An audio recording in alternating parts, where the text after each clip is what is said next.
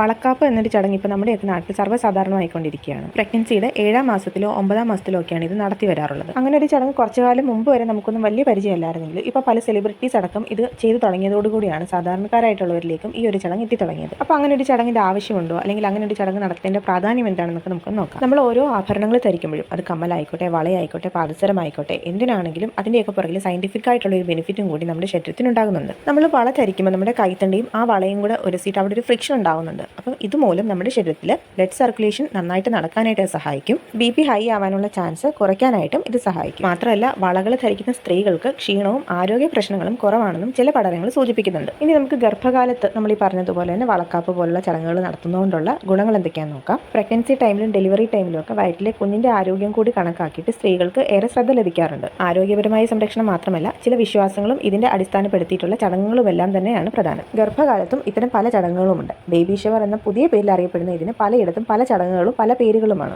അങ്ങനെ ചില സ്ഥലങ്ങളിലും സമുദായങ്ങളിലും ഒക്കെ ഇതിനെ അറിയപ്പെടുന്ന പേരാണ് വളക്കാപ്പ് എന്ന്. നമുക്കറിയാം, ഗർഭിണികൾക്ക് നടത്തുന്ന വളക്കാപ്പ് ചടങ്ങിൽ വളകൾ അണിയിക്കുന്നതാണ് പ്രധാനം.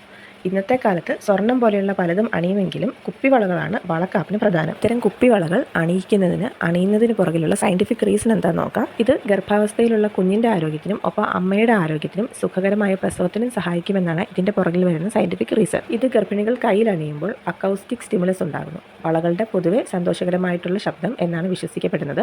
അതായത് ശാന്തതയുള്ള ശബ്ദം, കേൾക്കാൻ ഇമ്പമുള്ള ശബ്ദം. ഇതിനാൽ തന്നെയും ഈ വളകളുടെ ശബ്ദം ഗർഭിണിക്ക് സന്തോഷം നൽകുന്നു, സ്ട്രെസ് കുറയാനായിട്ട് സഹായിക്കുന്നു. ഗർഭകാല സമയത്തുള്ള സ്ട്രെസ് അമ്മയുടെയും കുഞ്ഞിൻ്റെയും ആരോഗ്യത്തിന് അത്ര ഗുണകരമല്ല.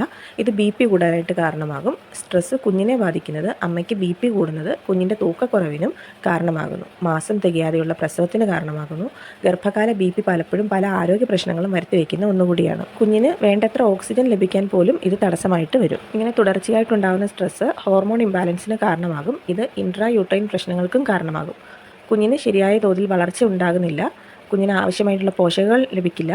ഇത് കുഞ്ഞിന് വൈകല്യങ്ങളും വളർച്ചക്കുറവുമെല്ലാം ഉണ്ടാകാൻ കാരണമാകും. വളയണിയിക്കുന്നത് മാത്രമല്ല, ചന്ദനവും മഞ്ഞളും കൊണ്ടുണ്ടാക്കിയ പേസ്റ്റ് അമ്മയുടെ കൈകളിലും മുഖത്തുമൊക്കെ പുരട്ടുന്ന ഒരു ചടങ്ങ് കൂടിയുണ്ട് ഇതിനൊപ്പം. അത് ശരീരത്തിന് ചൂട് കുറയ്ക്കാനായിട്ട് സഹായിക്കും. ബന്ധുക്കളും സുഹൃത്തുക്കളും ഒക്കെ അടങ്ങുന്ന ഒരു കൂടിച്ചേരലും കൂടി ആകുമ്പോൾ ഈ ചടങ്ങ് ഗർഭിണിക്ക് ആ ഒരു ടെൻഷനൊക്കെ മാറാനും സന്തോഷമായിട്ടിരിക്കാനും ഒക്കെ ആയിട്ടും സഹായിക്കും. ഗർഭാവസ്ഥയിലുള്ള കുഞ്ഞിന് കേൾവി ആരംഭിക്കുന്നത് 7ാം മാസത്തിലാണ്. അപ്പോൾ ഈ ഒരു ചടങ്ങ് നടത്തുന്നത് 7 അല്ലെങ്കിൽ 9ാം മാസത്തിലാണ്. നമ്മൾ നേരത്തെ പറഞ്ഞതുപോലെ തന്നെ കുപ്പിവളകളുടെ കിലുക്കവും അതുപോലെ തന്നെ ആളുകളെല്ലാം കൂടെ ഒത്തുചേരുമ്പോൾ ആ ഒരു സന്തോഷാവസ്ഥയും ഒക്കെ കുഞ്ഞിൻ്റെ നല്ല ആരോഗ്യത്തിന് സഹായിക്കും. ഗർഭിണിയായ സ്ത്രീയെ സന്തോഷിക്കുകയും ബഹുമാനിക്കുകയും ചെയ്യുന്നതിനോടൊപ്പം തന്നെ ആരോഗ്യമുള്ള ഒരു കുട്ടിയുടെ ജനനം കൂടി ഉറപ്പാക്കുകയാണ് ഈ ഒരു ചടങ്ങിൻ്റെ പ്രധാന ലക്ഷ്യം.